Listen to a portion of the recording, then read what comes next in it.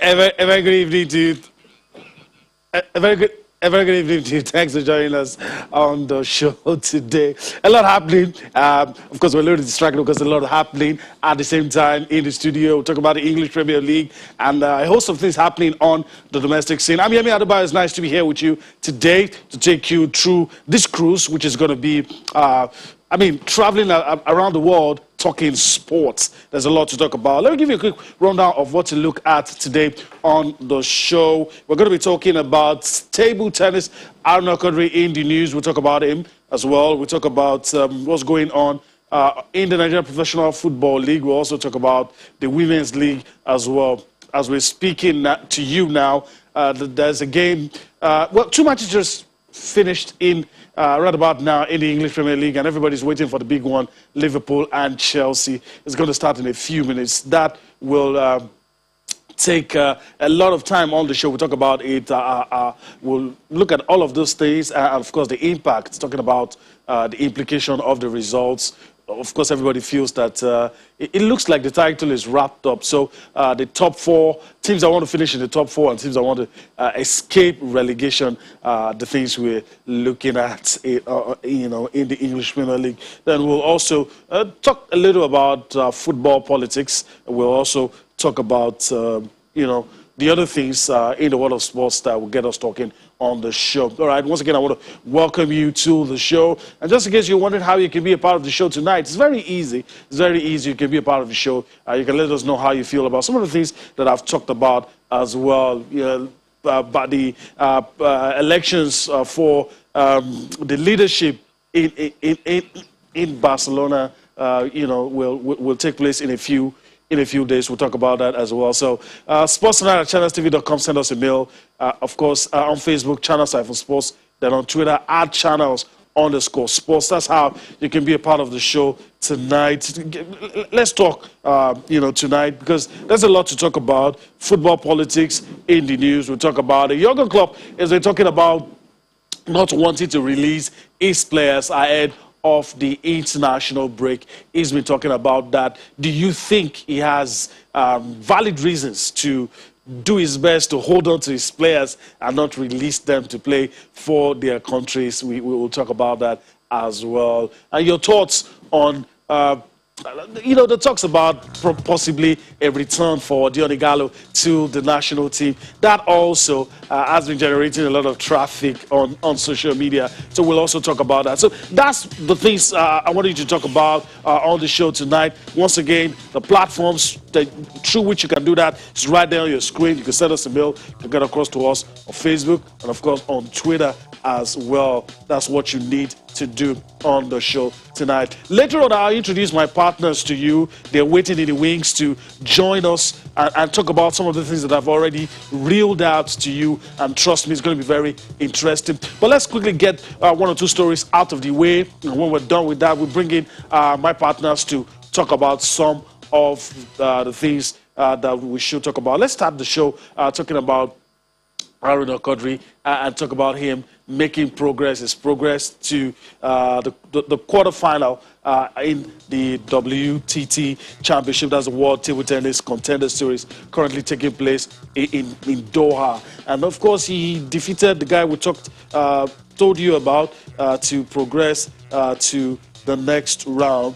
He had earlier defeated Satya in the second round, 3-0 to set up a round of 16 tie against Portugal's João Geraldo. And today at the Lusail Sports Arena in Doha, he got the job done, defeated his opponent 3-2. And it was 10-12, 12-10, 12-10, 4-11, 11-6. That was the score line.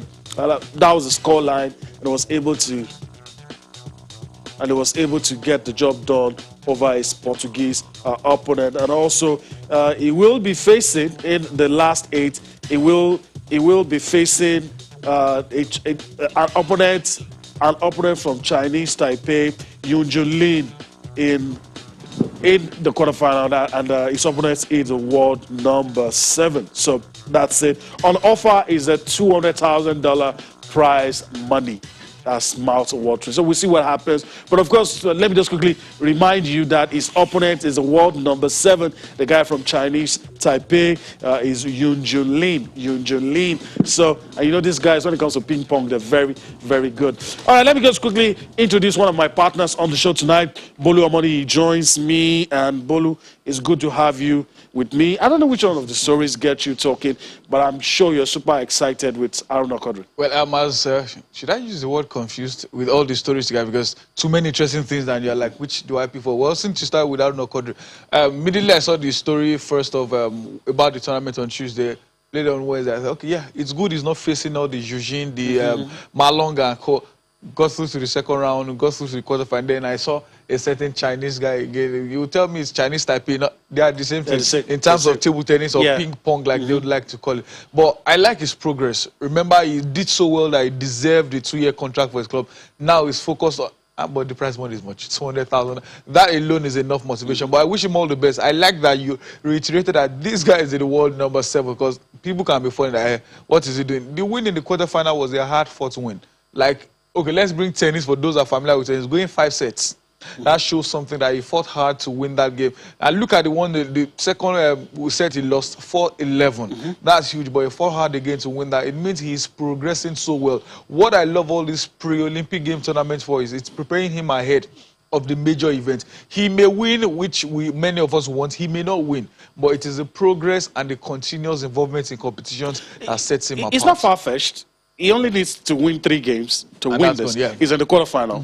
He's going to face the guy from Chinese Taipei. It's difficult in itself. And after this tournament, there's another one in the offing. In that one, you have an opportunity for the top guys to face upcoming table tennis players, and some of them will get the chance to play against these top stars. They probably may not usually get that opportunity. But I'm very excited for Aaron Okodri. And now all the other guys below 2021 are probably not there anymore. So he's going to be facing this guy. But the thing I like is that every other person will be knocking themselves out. So if you win your game, you don't have to care about world number 1, world number 2. Just beat whoever is in front of you. And that's the most important thing. And like they'll tell you to beat the best, you have to beat the best. So it's a process. If he ends up winning this game, it means, okay, let's assume world number 1 and 2 are playing. It means you can't face both of them at the same time. One of them will probably cancel each other. So that's the advantage of games like this. And again, exposure is very key. He may end up facing this same set of people at the Olympic Games, but at least for now, he will probably, I expect him, all the games he has lost against top oppositions, to probably go through those games again, watch them over again. Where did I go wrong? Where do I miss? It doesn't guarantee that he'll beat them again when they meet, but at least he will definitely learn 1 or 2 things from them. So I wish him all the best come Tokyo 2020, all things being equal. But for now, it's a step at a time. I've learned a lot from the likes of Pep. They'll tell you, leave what's in front. Let's face what's coming next. What's coming next is the quarterfinal game against the Chinese Taipei guy. That's what you have. Tomorrow is not in your hand. Yet today is a gift. Yesterday is gone. So face what you have. Face what you have. So that's good. So all the best to Aaron Okodri. Of course, our hearts and minds with our own Aaron Okodri, and hopefully he gets the opportunity to do well and probably win the championship. Bolu, let's go on and talk about the ladies. Let's talk about the Nigeria Women's Football League Premiership, match day 8. The stories around it, we already know the results, but the stories, we'll start probably with the Lagos showdown that turned out to be I think it's not fair to say it was a goal fest, but Dream Stars ladies, I mean, not surprised, probably donating points. Although some will say it's good experience for them. Maybe later on they'll brace up. But these are the results. I'm very sure you know it already. 5 goals. 5, I mean, massive. Without reply. And then it was a hiding, trashing. Something like this in the NBA, you hear the word blowout. Blowout, yeah. So it was a complete blowout. I expected a Robo Queen to win, definitely. I expected a clean sheet, but I wasn't expecting 5. No, I was thinking, okay, maybe 3-0. And the fact that Robo have not, probably in the last 4 or 5 games, they've not been there. I think they've run 2 or lost 1 and drew 1 of their last 3 games. So you expected Dream Stars at least come up with a bit of a fight. Maybe just lose 2-0, but at the end of the day, 1, 2, 3, 4, 5 goals in a certain game. Any competition is huge, and the person I'm really happy for, Monday Gifts, she finally got back among the goals. Remember, she joined the Falcon teams in Turkey, added experience, and she said one thing that was key, that when she wasn't getting the goals, the coach just kept telling her, keep doing what you're doing, encouraging her that the goals will come. It's the Messis and Ronaldo sometimes have goal drought as well. So yeah, keep fighting hard. Bad The patches. difference between them and the rest is they never give up, even when they are poor. And now she got the needed goal. And the interesting thing is all the goals were scored from different players. The goals were across. The last time I remember seeing something like this was in the Bundesliga a few weeks ago. 5 goals, 5 different players, and 5 different assist providers. It means they are not so dependent on one person to get the goals. Yep. The goals are coming. If Monday Gift is not scoring, someone else will get the goals. If another person is not scoring, Shade is scoring, Yukarat is scoring, Rahimot is scoring. And that's the beauty of football. It's a team sport. Yep. It means when one man is down, the others other are... 10 players can definitely lift them up. All right, and some of the others, let me read it out. Rivers Angels defeated Royal Queens 3-0. That's why Amazons defeated Osun Babes 2-0. Bayelsa Queens hammered Ibom Angels 4-0. That's the result.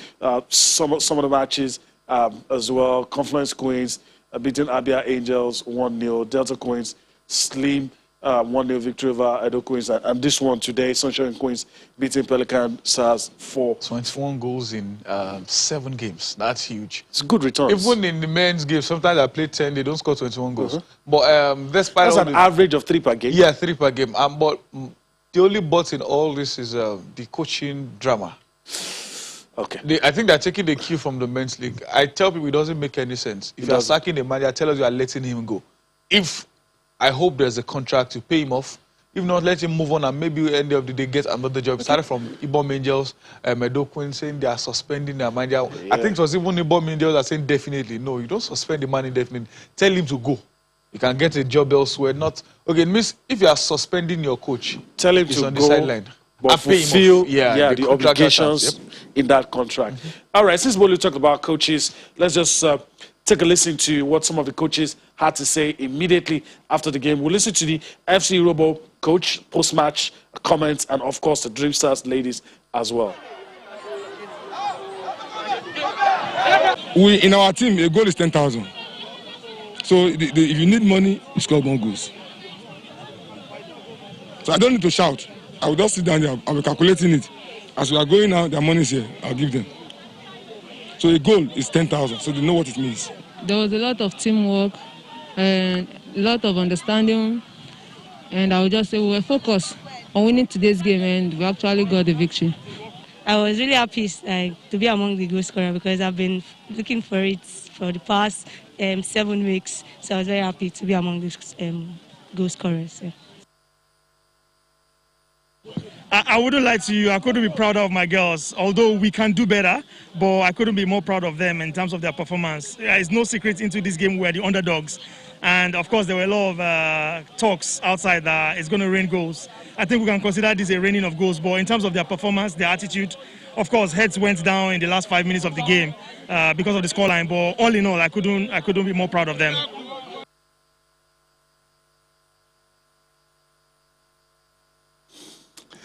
All right, so that's it. Bolu, your thoughts.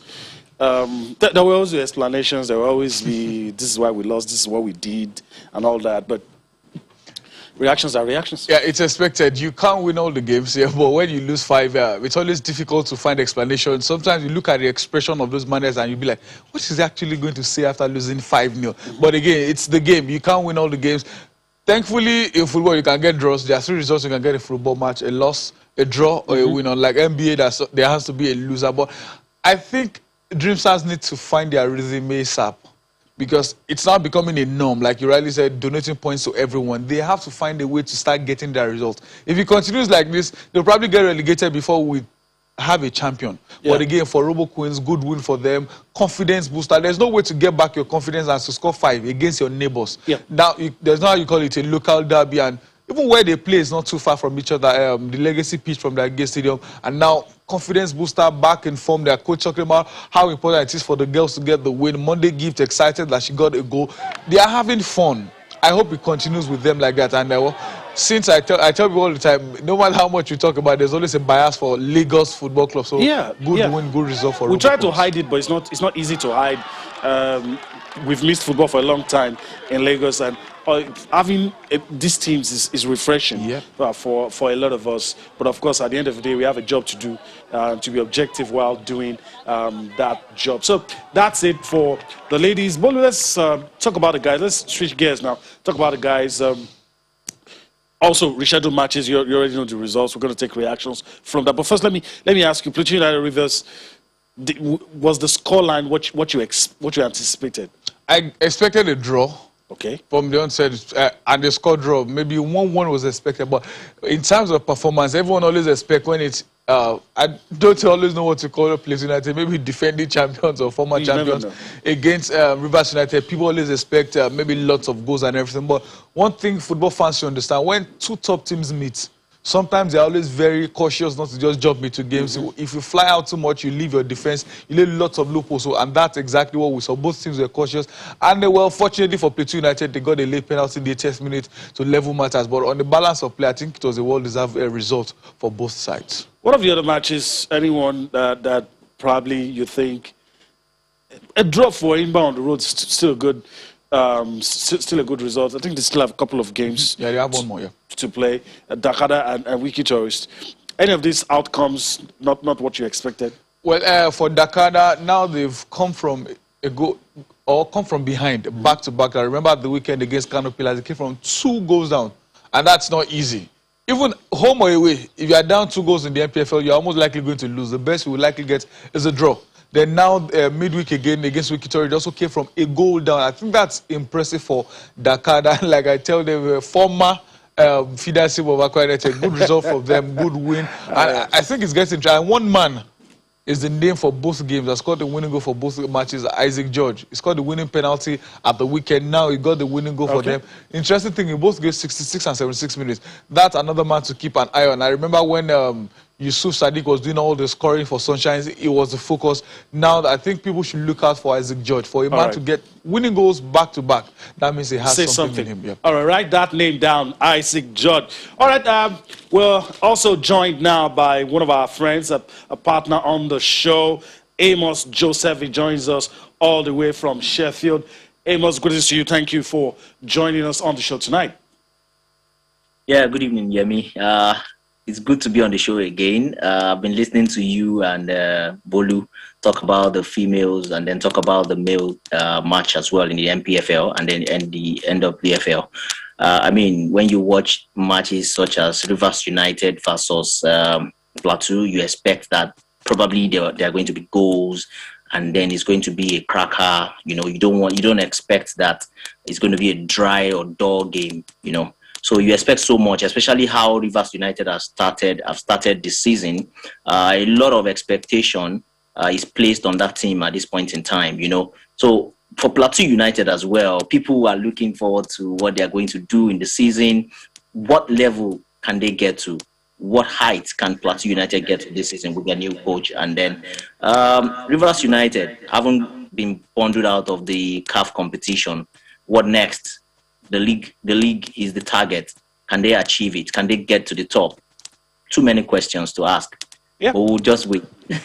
We'll wait. We'll keep our fingers crossed. All right, stand by. Let me just allow both of you and, of course, our viewers to listen to the manager of Plateau United and for Rivers, their post-match reactions. We'll take that. Then, of course, probably go on a break. Then return for more on Sports Tonight. Yeah, we thank God for the point we got. If you observe very well, my boys did very well to deserve the 3 points. But unfortunately, we misused most of the chances we got. And I will say it's not our day.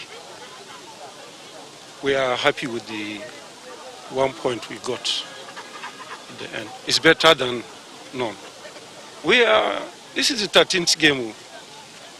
And if after 13 matches, a team can give you a gap of 7, 8, 9 points, why not out of the remaining 20 games or 20-something games, you do the same? So I believe we are still on course, and I believe we have the quality. We'll get there. We'll rectify it at home on Sunday by special grace of God.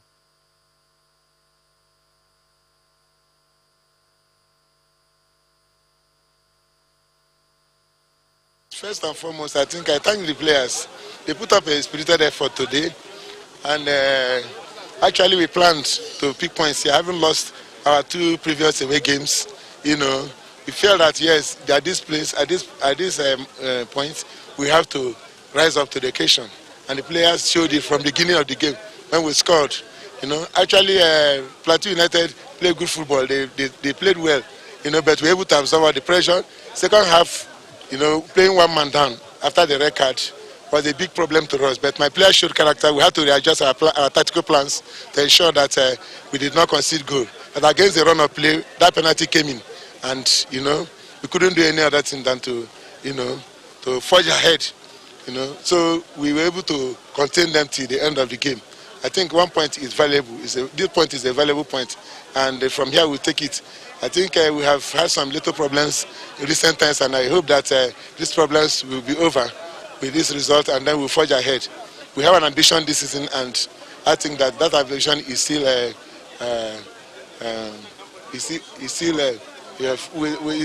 obtainable. We can still achieve.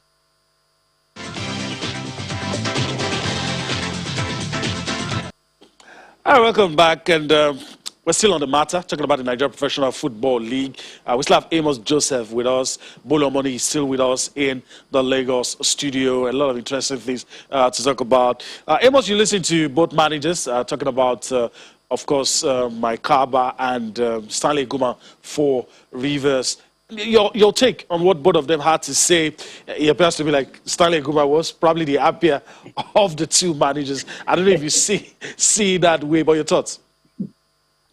I mean, for Stanley Eguma, going down to Plateau to pick a point wouldn't be a bad idea after all. But because they have a game at hand, they have an outstanding match that they still have to play. And then after the game will see them go like 5th position. And then for Plateau United, I'm appalled at where they are right now. But the coach says he is comfortable with the 1-1 result, with the 1 point, and I'm not sure how comfortable that is, because after playing 13 games and then you have 16 points, you're just not too far away from the relegation waters, and then you are happy with that. But you know, a lot of expectation is placed on, especially when teams have tasted the championship, when they've won the league. You know, there is so much expectation placed on the team. We know Mike Kaba's pedigree. We know what to expect from him. He's a kind of coach that organizes his team to play good football. And when you're not getting it, when you're not getting the results, or when the result is not going your way, that means there is something that needs to change. Perhaps they need to, because for Rivers United, I mean, just 1 match, if they play, and I think that match is at home. I'm not sure who they're playing now, but 1 match, 1 win, and then they'll be in 5th position. Okay, all right.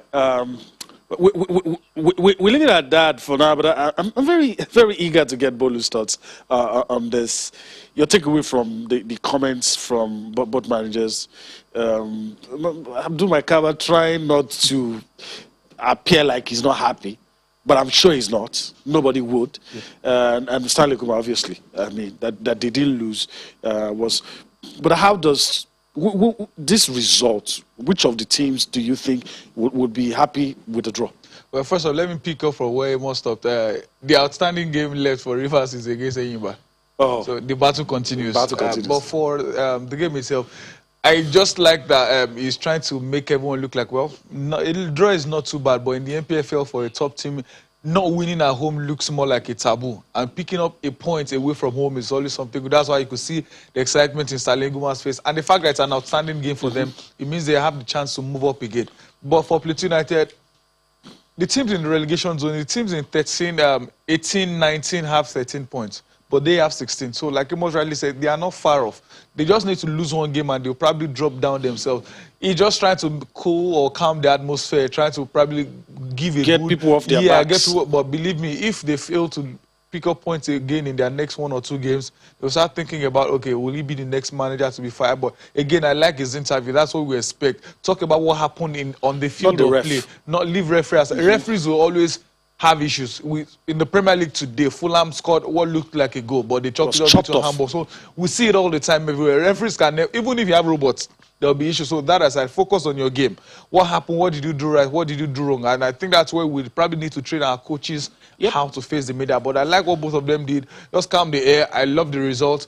The major job will be done behind the scene. Talk to your players. We can get back to where we used to be. All right. This other game, we're going to see clips, Dakada and Wiki Torres. You talked about it as well. I'm going to allow you to see the clips. And, you know, it's early days. I agree that it's early days. But, of course, a win for Dakada, it's very good. It's very, very good. And the fact that it's back-to-back wins, and like I said earlier, coming from behind to win those games, it helps your confidence to the level that you feel, no matter what happens, so long it's still not 90 minutes, we can still then look at that goal. The only goal I think beats that goal this week is MFM's goal, their 1-0 victory. Yeah. I don't think any other goal aside these two. I won't be surprised if you remember our last Boston's goal was second goal of the week. So I won't be shocked if either of these goals will make it there. This is the beauty of having to see our games and look at the chipped pass, then the volley. It reminds me of what Ian Acho and Wilfred did for Leicester a few days ago. That's the beautiful, or those are the kind of goals we want to see in the NPFL. And you can only see that while watching. But again, Dakada's confidence level is growing. At the point they were unbeaten in the NPFL, then suddenly they started losing games, drawing games. Now they are winning. And it's a confidence booster. And believe me, if they continue like this, their confidence level will rise, knowing that even if we are a goal or two down, we can still fight hard to get at least a draw after 90 minutes. All right, so that's it. We're done with the Nigeria Professional Football League, the match rescheduled games that were played. And I mean, lovely pictures from the matches. The Bullets waxing lyrical about the goals. And, you know, pictures don't lie. Just take a look at this, for instance. The beauty of having these games on TV, and we can only praise the LMC, you know, with what they are doing with the NPFL TV, allowing us to see these games and make up our mind. All right, so let's just quickly move on and talk about football politics. We're done with this. Let's move on the show and talk some football politics as we move on. And Bula, I want to quickly come to you and talk about what's in the news. Our own president, our own Nigeria Football Federation president, Amaju Pinnick, is getting the backing from the federal government. The sports ministry obviously has thrown his weight behind him. And this ahead of a crucial election, just a little over a week, about 8 days to that election, the FIFA Council election. It appears like all is set for him to probably get that position. And no matter what you want to say about the man himself, I mean, you have to praise him for his acumen, for his wisdom when it comes to choosing his battles and of course knowing who to back and who to go against. Well, and that's let me say wisdom in politics. Many of us thought he would run for CAF presidency, and many thought he would still run for NFF president. Just told them, okay, he wasn't running for NFF president. Immediately he made that statement. People said, okay, Amaju Pinnick is definitely going for CAF. They suddenly came out back to Mosepe that, okay, this is who I'm supporting, but I'm going for FIFA Council. And believe me, no matter what you say, that FIFA Council, they are the decision makers there. It's probably one of, if not the strongest seat in the football governing body. And we have no choice. He said something in a statement that was clear. He's not going there to represent Nigeria. I like that he cleared that people are just trying to, when he gets there, Nigeria, no, it's a different ballgame. He's an African now, sitting on the FIFA Council, but at the same time, it will give Nigeria a better light to, okay, where is this guy from? Okay, yeah, we know he's African, but where is this guy sitting on this council from? He's a Nigerian. So I told some people that we may, in quotes, not benefit from him being there, but the fact that a Nigerian is sitting on, I think if he wins, he will be the third or fourth Nigerian to take that position. So it's pushing Nigeria to the world. It means if the previous people, they trusted those guys enough to want to allow another Nigerian get there. If he gets there again, it means it's opening more doors for other Nigerians getting to football politics. So I wish him all the best. I hope he gets it. And again, maybe he will be the next Nigerian to get to the FIFA Council. Okay. All right, let me bring Amos into this discussion. I'm very sure he's been listening to us. Football politics on the continent. It appears that it might be smooth and plain sailing for him now. He's got all the backing from home, and it also looks like he's working with a leading candidate. Election and pre-election can be two different things, but it does appear like is backing the man who the lights is shining on, if I can use that expression now. But Amos, let me get your thoughts on all the backing and everything, probably looking like it's going in the right direction for the NFF president. I mean, permit me to use this vernacular, follow Uno road, right? If you look at Amaju's trajectory, if you look at his path, you would realize that he has always been on a path where he knows where he's going to, he knows where he's headed. Look at when he got to CAF, look at when he got to, when he became NFF president at CAF level, he's got the respect, and then he's well respected at FIFA level as well. He was able to bring down FIFA president to Nigeria. You know, he has a good relationship. That is what it takes in terms of competing at that level, or in terms of rubbing shoulders with top officials in global football. So what you need at that level is also some diplomacy. And if you know Amaju Pinnick very well, you know that he's a very diplomatic man. When you listen to him, you would understand the kind of a candidate that he is. I'm not trying to blow his horn, but I mean, he's been able to choose his battles well, just as Bolu has mentioned earlier. At CAF level, you know, he knows when to say yes, he knows when to say no, he knew when he ought to leave the scene. And then the reality is that, or the joy is that when he gets to this position at FIFA Council, he becomes an automatic member of CAF, of the CAF executive.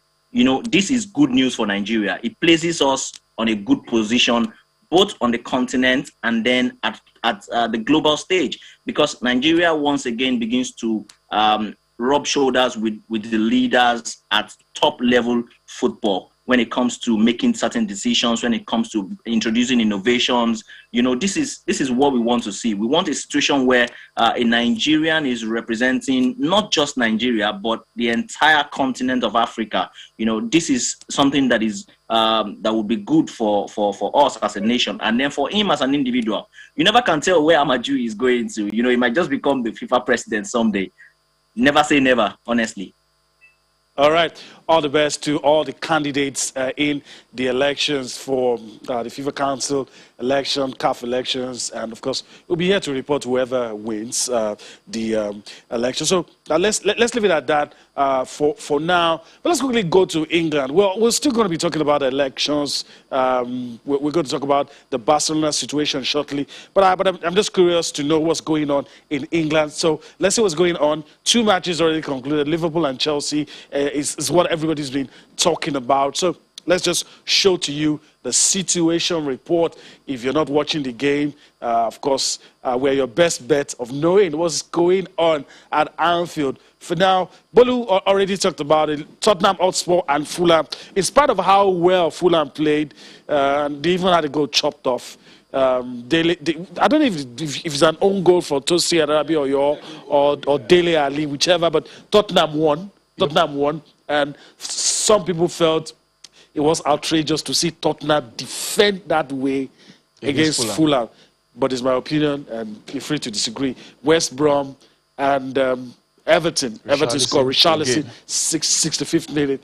And this one still goalless. Bolu, your thoughts before I go to Amos, your thoughts on this one, and if you have a crystal ball, what do you think Liverpool, Chelsea, where's going to go? Well, I can't remember. I think I gave a draw in my prediction, but Jamie, what's his name? Timo Werner became Timo Werner again. He just missed a sitter like 2 minutes ago. But for the first 2 games, a London derby against the Fulham, you'll expect Spurs to come out. But things have been different since they were to chat. Irrespective of who you are playing, they sit back. If they play Yimba, if they play MFM, they'll definitely sit back. It could be style. If it's working, nobody cares. I tell people that the only way to play football is to win. Yeah.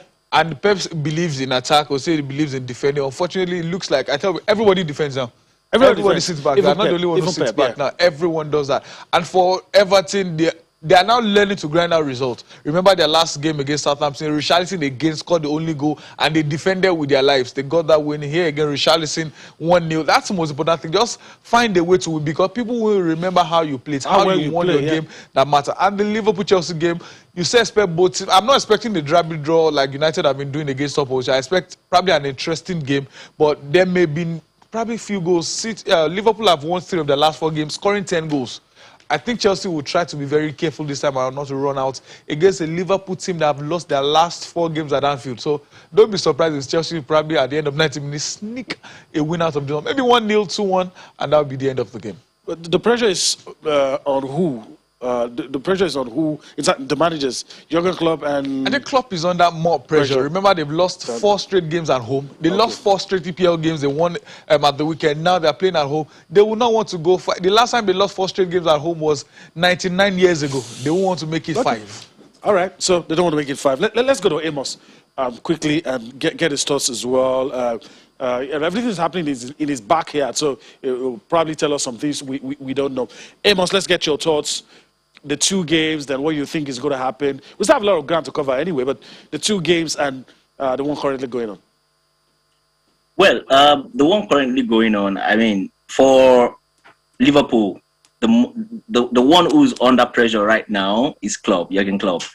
You can never shy away from the fact that this is not the regular Liverpool that we're used to. This is not the normal Liverpool style that we've been seeing lately. You know, when you even struggle to beat Sheffield who are swimming in the relegation waters, and then you struggle to beat them 2-0, and then before that game, you know, right now, just a point separate both Liverpool and Chelsea. So these guys are looking to swap roles. That's something that is very, very important to note as well. They're looking to swap roles. So whoever wins this one, Liverpool doesn't want to lose.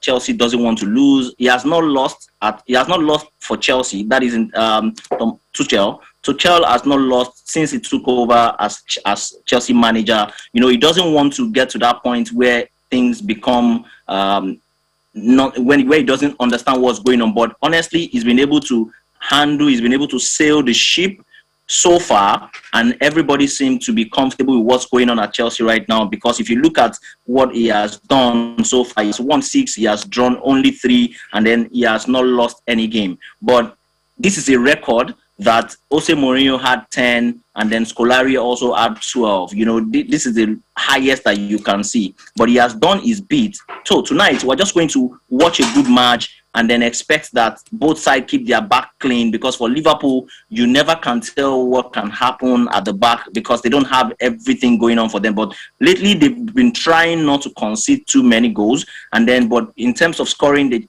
once they get 1 goal, they may just be fine. But against this Chelsea side, I mean, it might just end in a draw. But for Tottenham, you know, you can say Fulham have every chance to complain because they had their goal disallowed.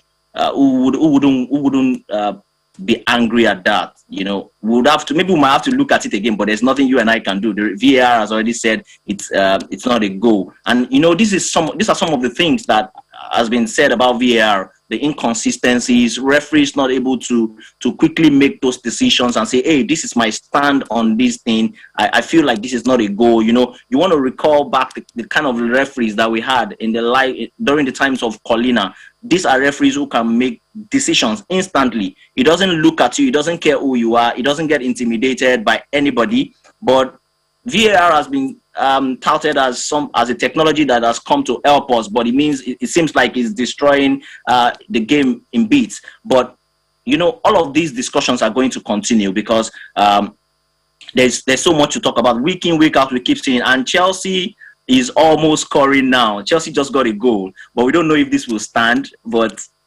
this is Timo Werner. Yeah, the goal stands. Chelsea just got a goal. Alisson again, horrible at the back.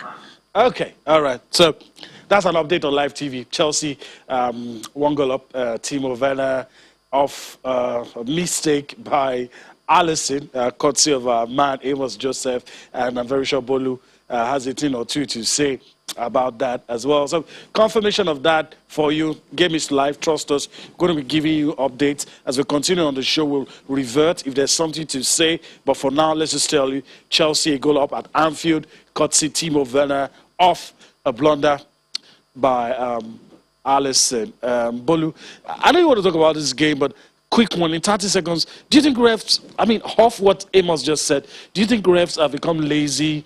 Their imprints not on the decision anymore. Just wait for the guys with the VAR to call them and just change whatever decision they've made. Especially for linesmen. Now, they allow play go on. Even if there are some offsides, you know, it's clear. But they still let the play go on. And everything. I remember the lady linesman in England, Sean, she made a decision where everybody thought this is right. She's probably the best. And as you were talking, information just reaching me is that the VAR have chopped off that goal. So it's not 1-0, it's goalless. Goalless. All right, so just, just goes into what you were talking about. I think one of the major challenges we have is the rules itself. The rules are not so clear. For example, you tell us 100% of the ball. I can tell you for a fact that when a lot of people come to me these days and they think you know sports, they don't know that we are on the same level. They just think they assume you did this job, you know sports. I say, okay, what are the rules? And I'm honest, I don't even understand the offside rules anymore. Because I don't. They will tell you 100% of the ball has to cross the line. But for offside, even if it's your hair, they will tell you. So what, the inconsistency, if all of the ball should cross, why not all of the body? Because growing up, what I know about offside is there has to be a daylight between the last man and the striker, but not anymore. They will tell you benefit of a doubt for the striker, not anymore. Now, even if it's your jersey that's offside, they give because so the rules have to be flexible. Look at the handball rules. Today we have a different handball rule, tomorrow a different. Look at the it's match about Man City where everybody knew this guy was offside, but they said because the defender touched the ball first, it misses. The rules are the major challenges, and the VAR, yes, they are not helping. Today they will tell you the ball touched the hand. You hear it didn't lead directly to go. Tomorrow you hear, okay, let's go. So I think the rules have to be clear. The more I listen to you, the more confused I get. Amos, I said earlier, I mean, it's happening in your backyard. You just told us it was a goal. We're having the discussion. We're coming back to you. It's been chopped off. That's what we're talking about, right? So, you know, when these decisions don't happen immediately, even the referees themselves, you can tell that they're not too sure anymore. You know, you start asking yourself, where was the linesman?